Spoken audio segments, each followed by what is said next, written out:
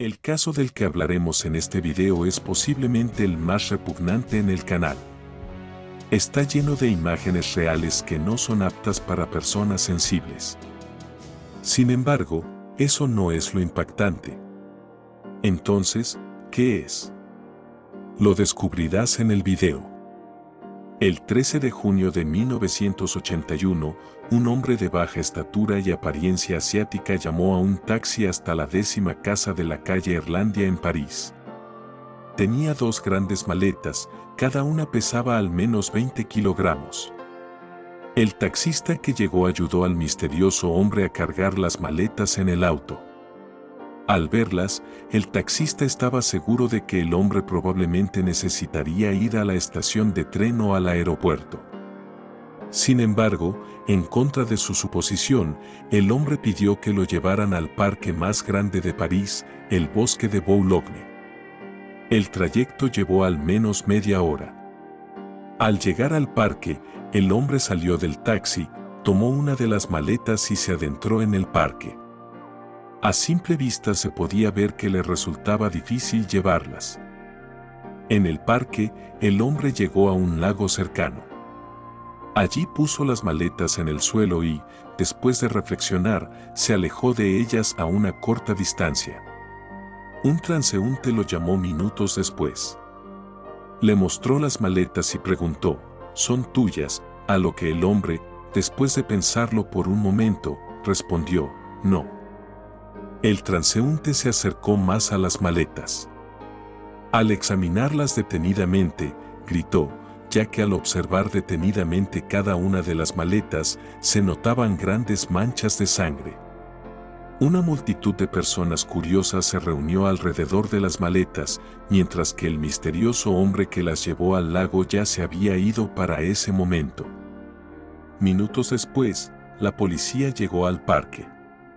Al abrir las maletas, los agentes descubrieron en cada una de ellas partes de un cuerpo humano. No estaba claro si estas partes pertenecían a una sola persona o a varias en ese momento. Lo que hizo aún más espantoso el hallazgo fue que la piel había sido retirada de algunas partes del cuerpo y, en algunos lugares, también la carne. Ese mismo día se llevó a cabo una autopsia de las partes del cuerpo encontradas. Dentro de las maletas se encontró, entre otras cosas, una cabeza, pero la cara estaba tan desfigurada que era difícil identificar a la víctima. Sin embargo, la cabeza dio respuesta, al menos, a una pregunta: la víctima fue asesinada por un disparo de bala. Esto fue muy probablemente la causa de la muerte. Pronto, los expertos determinaron que todas las partes del cuerpo encontradas en las maletas pertenecían a una sola persona. También se pudo determinar que se trataba de una joven de 20 a 25 años. Pero eso fue todo. Las partes del cuerpo encontradas no pudieron dar respuestas a otras preguntas. Ahora, la tarea principal era encontrar al misterioso hombre que llevó las 2 maletas al parque. Afortunadamente para la policía, este hombre tenía una apariencia bastante llamativa. Era un hombre de aproximadamente 1,5 metros de altura, de apariencia asiática. Aunque llegó al parque ya de noche, aún había suficientes personas que notaron al pequeño hombre con 2 enormes maletas. La búsqueda de este hombre fue publicada en los periódicos y, pronto, la policía encontró al taxista que llevó al hombre al parque. Contó que recogió a un hombre que coincidía con la descripción en la calle Irlandia. Así, aproximadamente 48 horas después del descubrimiento de las maletas, la policía arrestó al principal sospechoso en este caso. El hombre que vivía en la 10ª casa de la calle Irlandia. Issei Sagawa. Issei Sagawa tenía 32 años y era estudiante de la prestigiosa Universidad de la Sorbona. Era una persona de una familia rica y respetada en Japón. Al principio, este hombre inteligente y educado parecía una candidatura poco probable para cometer un crimen tan salvaje. Sin embargo, cuando la policía registró su departamento, todas las dudas desaparecieron. Hice muchas búsquedas, Pero esta fue la más espantosa para mí, dijo más tarde un policía que llevó a cabo la búsqueda en Sagaba. En el refrigerador de Sagaba se encontraron trozos de carne humana. En la mesa había platos con restos humanos, la carne estaba cocida en salsa y al lado había un plato con guarnición. Al ver esto, los policías llegaron a una conclusión horrible pero evidente: el detenido Issei Sagaba era un caníbal. Issei Sagaba nació en Tokio en 1949. Estos fueron los años después de la Segunda Guerra Mundial. Japón estaba en declive. Pero Sagaba tuvo suerte, nació en una familia favorable y rica. Su abuelo era dueño de un periódico popular en Japón y su padre era el presidente de una gran empresa. Desde joven, Sagaba se destacó por su baja estatura y complexión delgada. Sus padres atribuían esto a que nació prematuro y casi muere al nacer. De alguna manera, esta constitución física hacía que Sagaba fuera muy tímido al interactuar con sus compañeros, especialmente con las chicas. Desde la escuela, comenzaron a surgir en él deseos extraños. Sagaba quería probar el sabor de cada chica que le gustaba. No compartía estos extraños deseos con nadie. Más tarde, hacia los 20 años, los objetos de sus fantasías se convirtieron en chicas de apariencia europea. En ese momento, en Japón, estaba de moda el modelo de este tipo. La imagen colectiva de una rubia alta, con una apariencia europea clásica, se apoderó de la mente de Sagaba. Estaba admirado por ese tipo de chicas. Justo en ese momento, en la zona donde vivía Sagaba, se mudó una joven alemana. Ella se parecía exactamente a la chica de los sueños de Sagaba. Al verla una vez en la calle, Sagaba tomó ese encuentro como una señal. Ya no podía contenerse. Necesitaba sentir el sabor de esta chica. En una noche de 1972, Sagaba se coló en la habitación de esta joven. Estaba armado con un cuchillo. No quería matarla. Simplemente quería probar un pedazo de sus muslos. Sin embargo, Sagaba no fue muy cauteloso.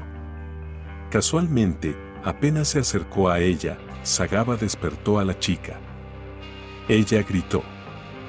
Sagaba intentó huir, pero la chica resultó ser más fuerte que él. No le permitió hacerlo, y la policía que llegó lo arrestó.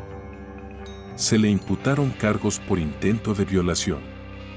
Nadie sospechaba entonces cuál era su verdadero motivo. Más tarde, el padre de Sagaba compensó económicamente a la chica y ella retiró los cargos contra Sagaba. Así evitó la cárcel. Después de este incidente, el padre envió a Sagaba a un psiquiatra. Este escribió un informe que decía que Sagaba podría ser peligroso para la sociedad, pero eso quedó solo en un pedazo de papel.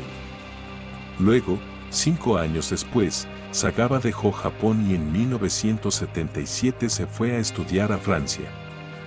Durante los siguientes 4 años en Francia, Sagaba luchó contra las tentaciones que le eran tan ajenas en Japón.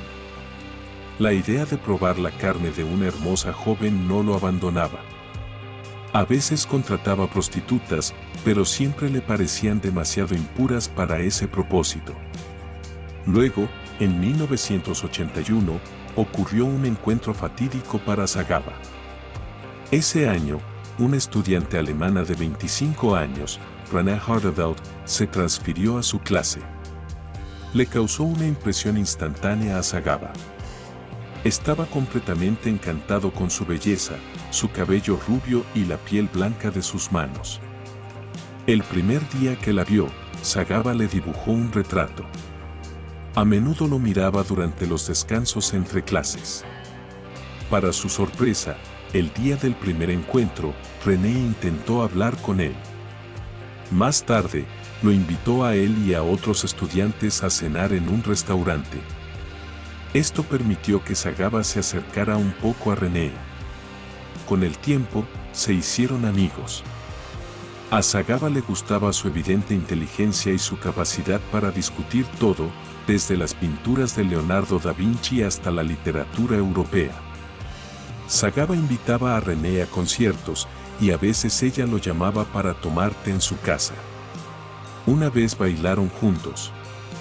Esto permitió a Sagaba sentir más de cerca su físico. René hablaba 3 idiomas, y Sagaba le pidió que le enseñara alemán. Y como su padre era muy rico, Sagaba pagaba generosamente a René por sus lecciones. Una vez, Sagaba invitó a René a cenar en su casa. Le pidió que leyera un poema de su poeta alemán favorito. Ella lo hizo. Después de que se fue, él olió el lugar donde se sentó. En ese momento, juró que la poseería para siempre. Pronto le pidió que viniera nuevamente a cenar. Tenía una grabadora y quería grabarla leyendo poemas. René aceptó para la noche del 11 de junio de 1981. Sagaba se preparó para hacer realidad su última fantasía. Al llegar a París para su autodefensa, compró un rifle calibre 22. Todo estaba listo cuando llegó René. La hizo sentarse en el suelo al estilo japonés para tomar té. Le agregó un poco de ron a su bebida para hacerla más dócil. Hablaron un poco mientras Sagaba esperaba que el ron hiciera efecto. Luego le dijo a René que la amaba, a lo que ella respondió que solo estaba dispuesta a ser amiga de él. Sagaba asintió. Luego le dio a René un libro de poemas y ella se sentó en una silla.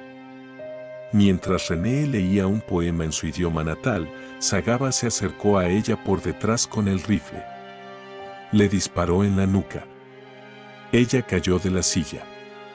Le sorprendió la cantidad de sangre que salió de su herida. Luego él se desmayó. Al recobrar la conciencia, él desmembró el cadáver de René. Le resultó difícil quitarle la ropa al cuerpo, pero al mismo tiempo le complacía que ahora ella no pudiera negarse a sus atenciones. Ella le pertenecía. Al cortarla, Sagaba se sorprendió al no ver carne roja, solo grasa. Para encontrar la carne, tuvo que realizar cortes más profundos. Para él, la carne era deliciosamente sabrosa. Miró a los ojos muertos de René y le dijo, «Je t'aime». Te amo en francés. Luego, con la ayuda de un cuchillo eléctrico para carnicero, Sagaba comenzó a cortar a René en pedazos. Extendió las tiras de carne para conservarlas para después y mordió algunos trozos crudos. Luego cocinó rápidamente la carne humana a la parrilla con mostaza. Mientras preparaba y comía sus restos, escuchaba la grabación que se hizo mientras René leía un poema. Fotografió el cadáver mutilado y lo violó. Después, se quedó dormido. Sabía que por la mañana tendría que idear cómo deshacerse de las pruebas. Al día siguiente, al descubrir que el cuerpo aún no olía mal, continuó probando sus partes. En particular, el brazo que lo había cautivado. Con el tiempo, las moscas comenzaron a acumularse alrededor del cuerpo. En ese momento, Sagaba entendió que su luna de miel con René había terminado. Tenía que deshacerse del cuerpo. Usando un hacha, Sagaba desmembró el cuerpo. Puso las partes en 2 maletas que había comprado específicamente para ese propósito. El 13 de junio de 1981, 2 días después del asesinato, Sagaba llamó a un taxi a su departamento. Planeaba llevar las maletas al bosque de Boulogne y arrojarlas al lago. Sin embargo, para su sorpresa, en el parque, a pesar de la hora tardía, aún había suficiente gente. A duras penas arrastró las maletas hasta el lago. Allí se detuvo y, reflexionando sobre qué hacer a continuación, se alejó un poco de las maletas. Después de un minuto, un transeúnte que pasaba, señalando las maletas, preguntó, «¿Son suyas?». Sagaba vaciló. Aunque no había llevado la tarea hasta el final, no podía responder sí. Por lo tanto, después de pensarlo un poco, respondió no y se alejó silenciosamente hacia el interior del parque. 2 días después, como ya sabemos, fue arrestado. En su departamento se encontraron partes del cuerpo de René.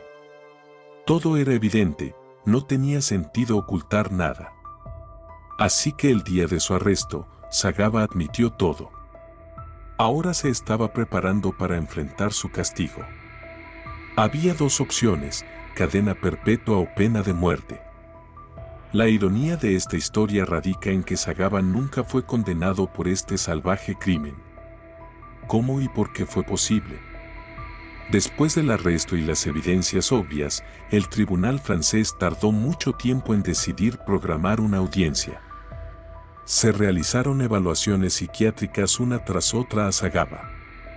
Finalmente, después de 2 años, el tribunal francés lo declaró inimputable y por esta razón no se le pudo condenar. Sagaba fue ingresado en una clínica indefinidamente. Allí, Sagaba no perdió el tiempo.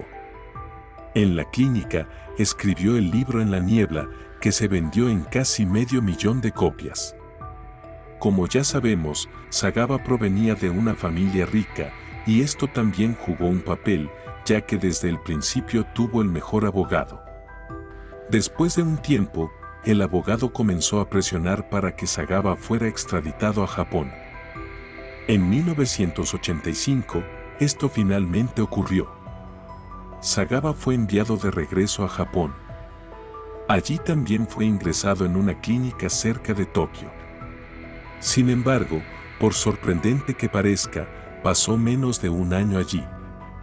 Fue considerado cuerdo y el 12 de agosto de 1986 fue dado de alta de la clínica. No fue juzgado en Japón porque no había acusaciones en su contra aquí, ya que el caso en Francia se cerró debido a su inimputabilidad. Los padres conmocionados de la asesinada René insistieron en que se abriera un caso contra Sagaba en Japón, pero sus intentos fueron frustrados por la burocracia internacional. Al quedar en libertad, Sagaba se convirtió en una celebridad japonesa. Fue un invitado frecuente en programas de televisión japoneses e incluso fue el presentador de un programa culinario en la televisión japonesa. Además, incluso actuó en una película. Además de esto, escribía libros, muchos de los cuales eran populares. Recibía muchas cartas de chicas japonesas que le proponían matrimonio. Pero Sagaba las rechazaba, diciendo que prefería a las chicas europeas, asadas con especias y verduras frescas. La ola de popularidad de Sagaba duró alrededor de 15 años y luego comenzó a desvanecerse. Los últimos años de Sagaba los vivió con la ayuda social, cuidado por su hermano. Y solo recientemente, aproximadamente hace medio año, el 24 de noviembre de 2022, Sagaba murió de neumonía. Esta es la historia de Issei Sagaba, un hombre que mató, se comió a una joven y no fue castigado por ello.